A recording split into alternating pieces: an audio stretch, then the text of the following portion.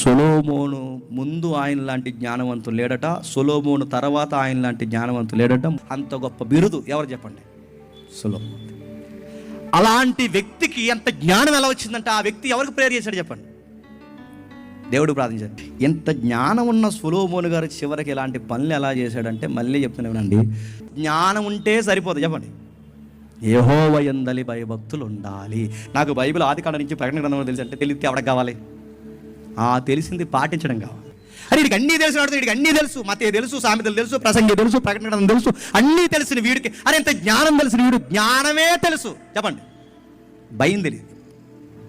భయం నడుతున్న భయం నరకానికి పోతామని కాదు, భయం దేవుడు ఏదో అగ్నిలో వేసేస్తాడని కాదు, భయము మనం ఏదో అయిపోతామని కాదు, భయం మనల్ని బాగు చేస్తుందని భయపడాలి. మనల్ని దేవుడు ఏదో చేస్తాడని భయం కాదండి. మనం భయపడకపోతే మనకు బతకడం చేత కాదని భయపడాలి. సొలొమోను గారికి ఉన్నంత జ్ఞానము, వ్యాపారం దావీదు గారికి లేకపోయినా దావీదు గారికి దేవుడు ఇచ్చిన సర్టిఫికేట్ ఏంటో తెలుసా?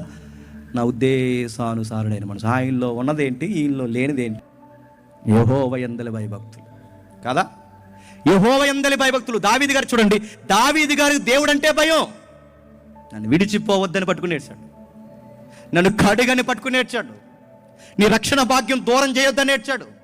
దేవా నువ్వు లేకపోతే నా జీవితానికి అర్థం లేదు ప్రభువా అని ఏడ్చాడు. నీ ఆత్మను దూరం చేయొద్దు ప్రభువా, రక్షణ ఆనందాన్ని తీయొద్దని ప్రభువా అని ఏడ్చాడు. ఈయనకున్న భయము, ఈయనకున్న ఏడుపు ఎవరికి లేదు చెప్పండి? సొలొమోనుకి లేదు. అందుకే చూడండి, చిన్నవాడైన దావీదు, జ్ఞానంలో తక్కువవాడైన దావీదు నచ్చాడు, కానీ జ్ఞానంలో ఎక్కువ వాడైనా చెప్పండి సొలొమోను దేవునికి చెప్పండి డౌట్ఫుల్గా ఉండిపోయాడు.